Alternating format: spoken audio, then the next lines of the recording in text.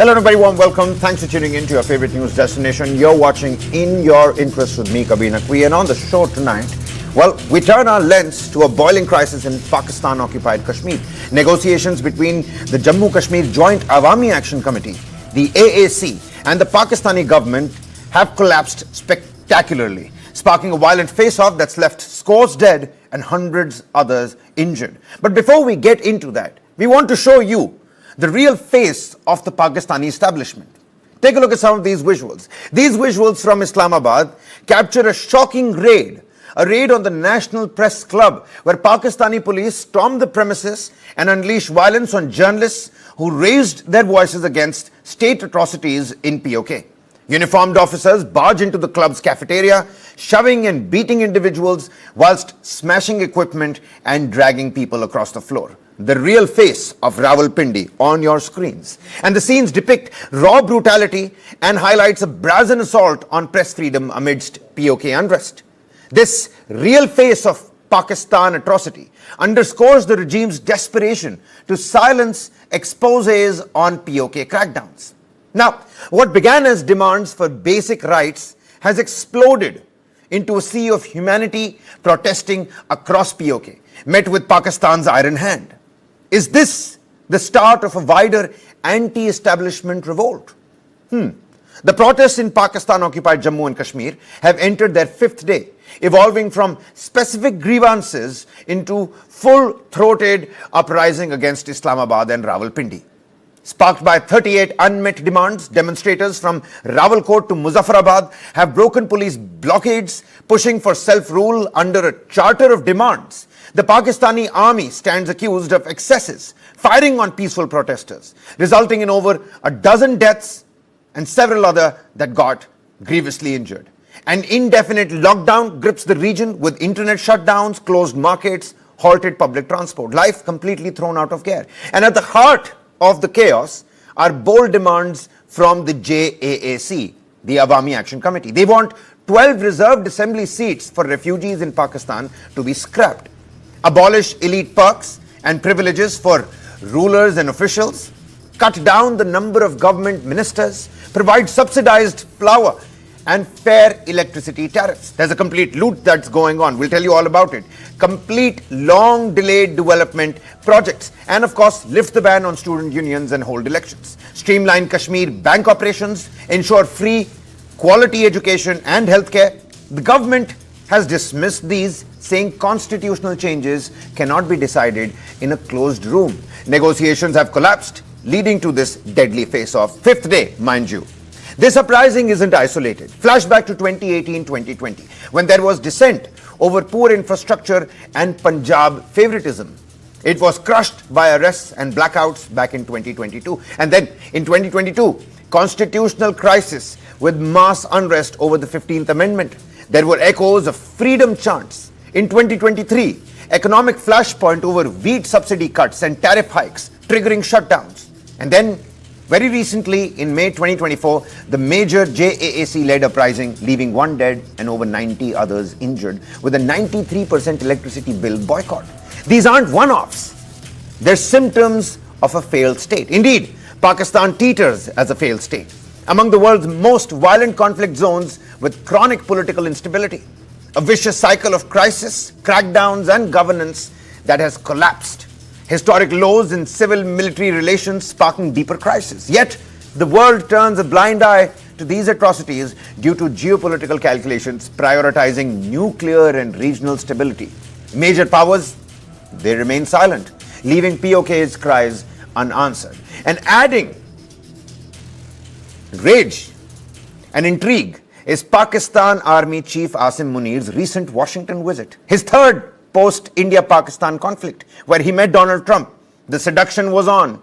He was slammed at home as a salesman for presenting rare earth minerals, mocked in the parliament by Senator Aymal Walli Khan, who called him a shopkeeper selling glittery goods to a customer.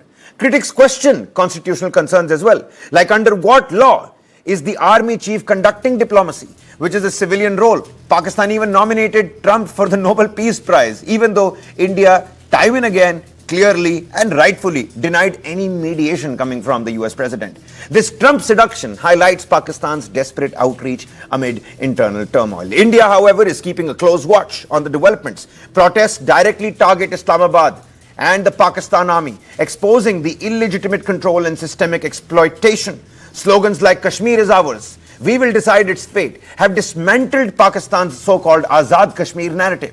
Crises in PoK, Balochistan and Khyber Pakhtunkhwa create opportunities and challenges for spillover risks. So India watches closely as Pakistan's facade continues to crumble. We've got an informed set of panelists with us on the broadcast tonight. The big questions that we're trying to decode and ask. Is this PoK protest Pakistan's Balochistan movement, signaling the beginning of the end for Islamabad's imposed authority?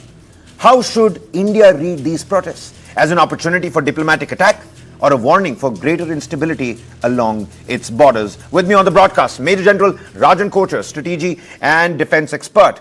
Arzo Kazmi, journalist from Pakistan, joining us live from Islamabad. Many thanks for taking out the time. Colonel Tej Tikku, author and an expert on Kashmir. Very warm welcome to you, Colonel. Ahmar Mustakhan, senior journalist, joining us live from Washington, D.C. Many thanks for taking out the time.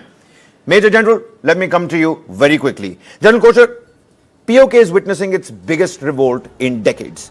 There are scores dead, hundreds other injured. We all saw what happened at the National Press Club today. Do you see this as a popular uprising against the Pakistan military itself? It's not just Islamabad, it's Rawalpindi as well. Thank you, Kabir. Your opening narrative was quite well brought out, bringing out the entire background to the situation. As I see it now, and as I saw it a couple of years back, there is a distinct change of mood of the local population there. From silent protests, it has now escalated to violent protests. And from small numbers, it has got into larger numbers, and it is becoming a mass movement. As is apparent, the power of the media is being controlled, internet shutdowns are taking place. Right. Government resorts to these things when the government is on the back foot. And today, from the visuals which are emanating from PoK, we are observing this. One important aspect when we deal with PoK, I would like to highlight here is PoK is both, as Pakistanis call it, Azad Kashmir and Gilgit-Baltistan. So when we talk of PoK, we must understand that we must not de-hyphenate these two regions, because both constitute one PoK as far as we are concerned. What Pakistan has done strategically, Pakistan has tried to de-hyphenate these two areas into two distinct entities. So we should not play into that strategic tactics or strategic intent of the Pakistan government. The basic issues, as I see, PoK is slowly moving into the Balochistan fold, because right now there is no armed militancy in the name of organization which has taken roots here, because now the people have come on the streets. It's a mass uprising of the people, something like what you observe in a civil war situation. In times to come, I'm quite sure this movement will gravitate into a larger insurgency movement, because whenever, if you study the insurgencies all across the world, we have actually studied them. The insurgency movements start in this manner only. There is a mass unrest among the people. Certain elements of the people form a certain kind of a group, which That's a has the pertinent point you've power to raised, challenge the General. That's a pertinent point. And I do want to bring in, Arzu Kazmi, journalist who's joining us from Pakistan, to help us understand this better. I mean, all the details, Kazmi ji, that General has put forth, help the viewers understand, because there's a massive electricity loot. And the list goes on. PoK generates 3,500 megawatt of hydropower. Mangla, Neelam, Jhelum, to be those precise projects. But locals pay 30 rupees per unit for power that actually costs 2 rupees per unit. They're the ones, their region creates it and it cycle backs to them 28 rupees costlier. What's really happening? I mean, take a look at this, Arzuji. Police stormed the Islamabad press club. They thrashed the journalists, dragged them on the floor, beat up the protesters. What does this say about Pakistan's own democracy? Is Rawalpindi that insecure? First of all, who told you that Pakistan is a democratic country? We are facing, I can say that we are facing that democratic country. Now, it's not a democratic country, but it's a dictatorship which we are facing right now. I'm in Islamabad and I'm really disturbed to see how they attack Islamabad Press Club.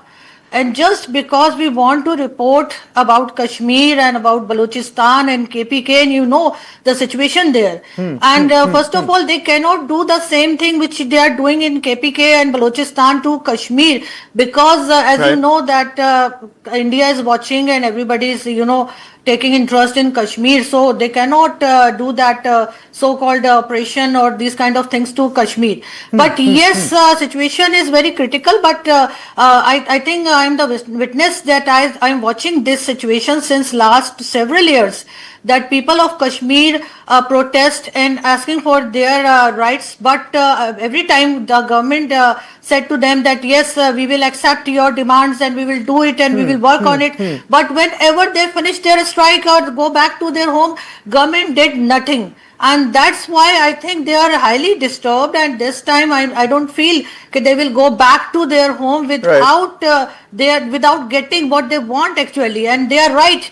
I think everyone who lives in Pakistan, and they must stand with the people of Kashmir. If we say let me also ask you this. What's the ground sentiment over there? Because the kind of uprising that we've been seeing in, let's say, PoK, let's say Muzaffarabad, we don't see the same happening in Islamabad or Karachi, at least not at the same level. Why is that? Is it because of the Pakistan military stifling its own people? I mean, the Pakistani local citizens aren't safe from their own military. Why do you think the Pakistan army is now targeting its own citizens? The dispensation can also meet all of those demands, and you rightly pointed out, I'm glad you said it yourself, it doesn't account for a democracy. At least it doesn't look like it's functioning like a democracy. It's not for a name country at all. of Pakistan, it's absolutely napak. Listen, they treat Kashmiri people, even people of Balochistan and people of KPK as a second-class citizen. For our government and our establishment, military establishment, the only they give importance to Punjab. Nothing else. Everybody is facing all these troubles. And even the mainstream media is not allowed to show the visuals and details as you show here. Because of course they are under the pressure of the military and government, that they are not allowed to, they cannot face it कि ये पूरा का पूरा जो आप दिखा रहे हैं, we are not allowed to show it on the TV. So that's why I think situation is very critical, and I think what you are getting is only 50%. Otherwise, the situation is kahin kharab hai. All right. Many thanks for your opening comments, Arzu Kazmi ji. Colonel, let me come to you next. You're somebody who's tracked Pakistan's Kashmir playbook for years now. And Colonel Tiku, help the viewers understand, how do you particularly read the revolt that you're seeing in PoK? Is it spontaneous, or is this culmination of decades of exploitation? Where do you see this ending? What's the end game over here? Like General Kocher was telling us, this is massive recipe for insurgency. Let me first give you a historical perspective of how did POJK come about. Right. POJK came about, it was after all a part of Gilgit-Baltistan and POJK, whatever they are calling it now, though they hyphenated it between Gilgit-Baltistan and PoK. But it was part of the overall Jammu and Kashmir territory which acceded to India.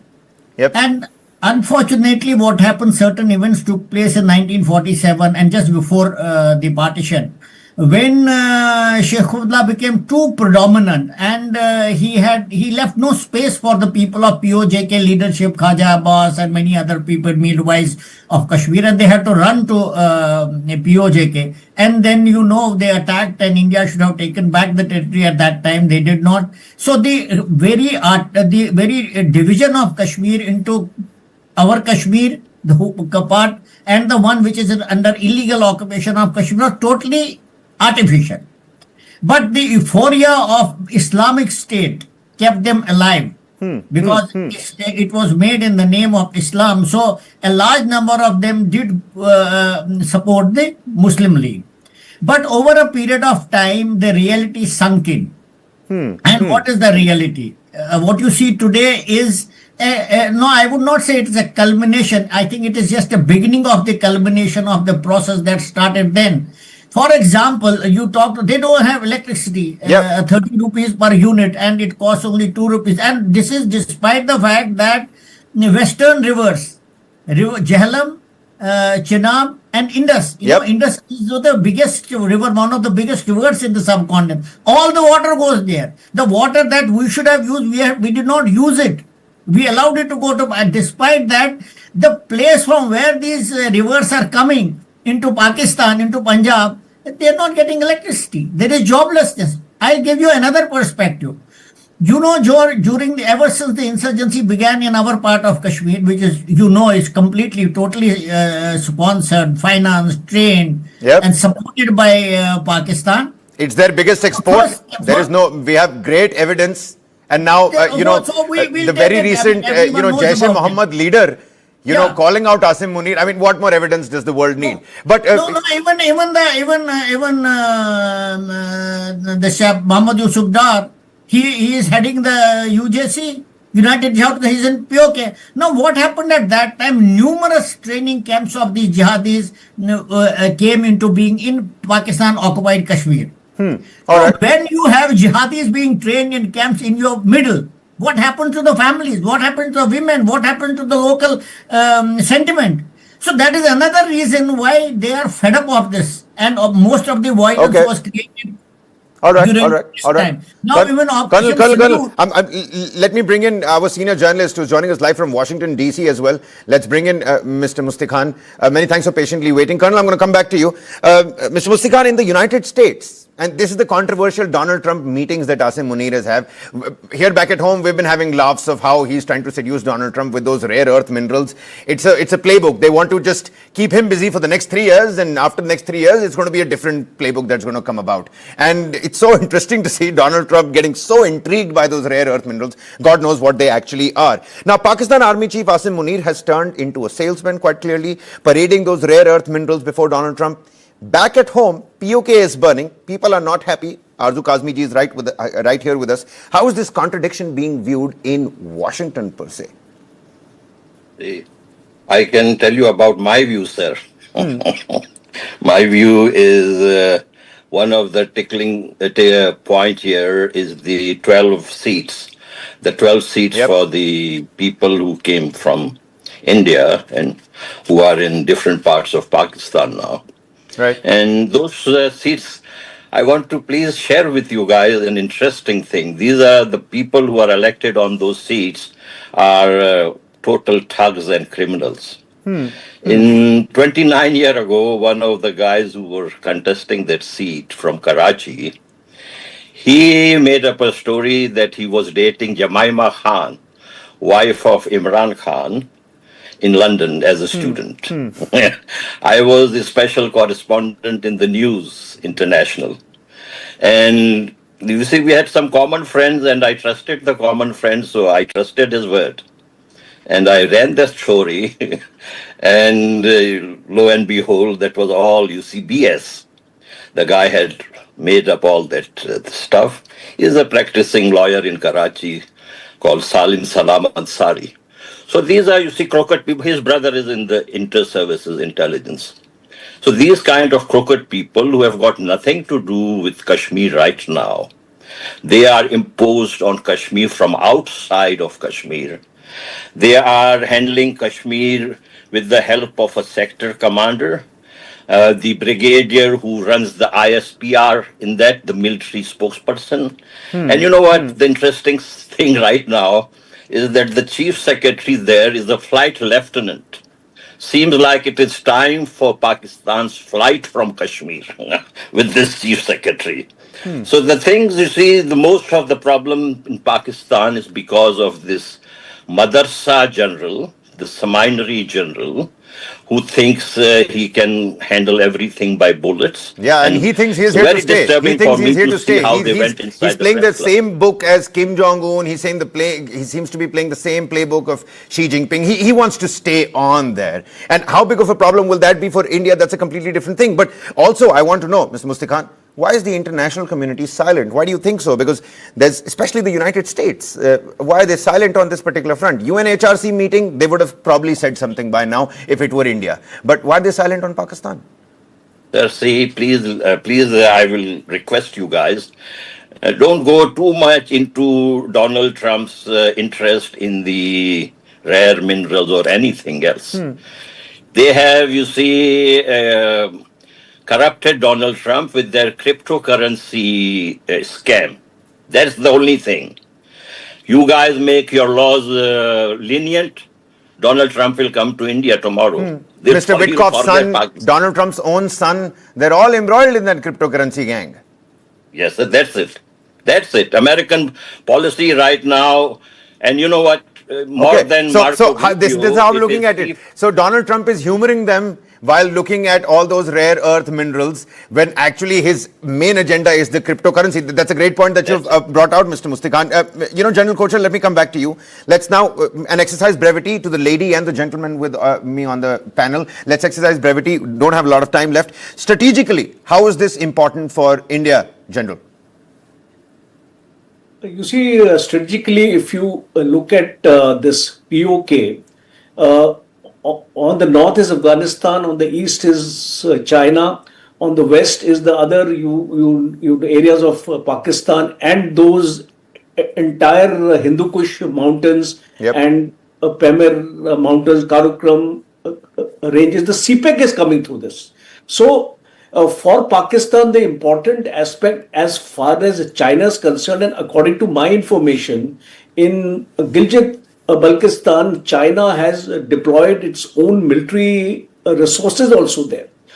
Things like missile bases have actually come up there. So this area is very strategically active, and especially if we talk about the lower or the south part of PoK, the entire terrorist camps are based here, and that is why there is a move to move these camps to Khyber Pakhtunkhwa, which is on the west of PoK JK. So strategically, this is an area for Pakistan which Pakistan will never like to forego. So the nuclear option will always remain in your mind, that in case India decides a military action, whenever it has to happen, the nuclear option will be exercised by Pakistan. That always will be there as far as this is concerned. And secondly, there are 40 to 45 lakhs of people who are in this part of the country, on the southern part, and on the northern part around about 20 to 25 lakhs. So we'll have to contend with this kind of population. Are they going to be pro-India, anti-India? Do they want a merger with India? Because ultimately, whatever action India will take will depend on the will of the people of POJK. Absolutely. That will have to be assessed. We've been speaking to many of them on News 9 here, General. Let me tell you, they are siding, they are asking for help. Nobody's saying it openly, but people are now asking for help. They want the Indian intervention. People have quoted Amit Shah to come in and help as well. But see, that's what the defense minister said a couple of months back as well. PoK will itself want reintegration, not integration, reintegration. Let's stick to that. Arzu Kazmi ji, journalist joining us live from Islamabad. Let me come to you.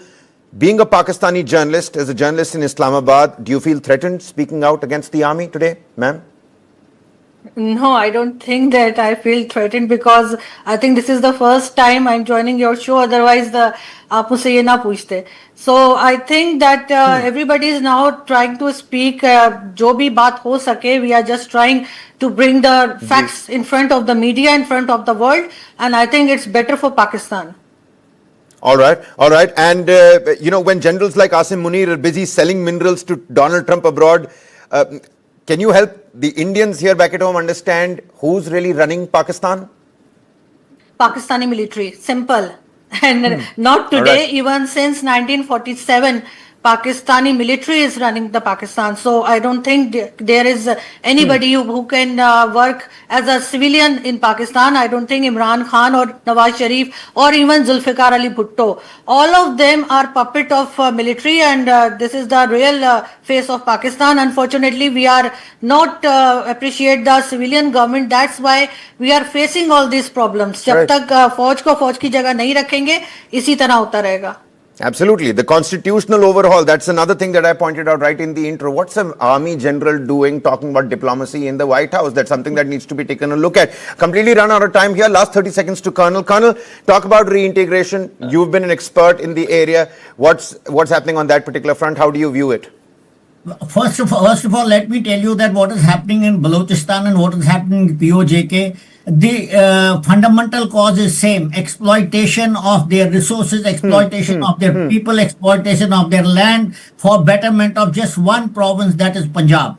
But Balochistan and PoK are totally different for India, because we have to understand that PoK has always been part of India. It has a huge border with our Kashmir. It has a border with Wakhan corridor. It has a border with China. So whatever is going to happen in PoK, in Pakistan occupied Kashmir, in so-called Azad Kashmir, is going to deeply impact India. And as far as whether they want to be part of us or not, I don't think that is a point, because the accession took place of whole of J&K, and PoK is part of that state. So where is the question of even questioning their such kind of demand? It's part of Kashmir. It must get back to Kashmir, and Kashmir is with us. So I think this discussion must not center around. Absolutely. I think that's the operative bit, Colonel. I'm going to leave this discussion here. Many thanks, Arzu Kazmi ji, for joining us here on the broadcast. Mr. Mustikhan, completely run out of time. My apologies. I know you want to make a point. The Can I PCR just is in my ear. say, Pakistan is a failed British project.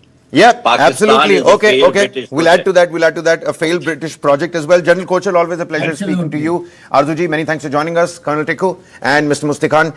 Well, it seems like Pakistan's generals are busy selling dreams abroad. Journalists back at home are getting beaten up, dragged onto the streets. Rawalpindi's real face in front of everybody. And for India, this is not just about protest and the revolt that's taking place. This could be a historic turning point and expose Pakistan's fraud on Kashmir. That's all the time we have for you in this edition of In Your Interest. Top developments right on the other side. Keep it with News 9.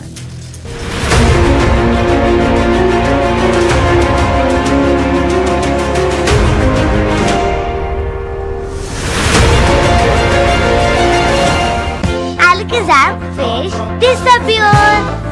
Moonlight.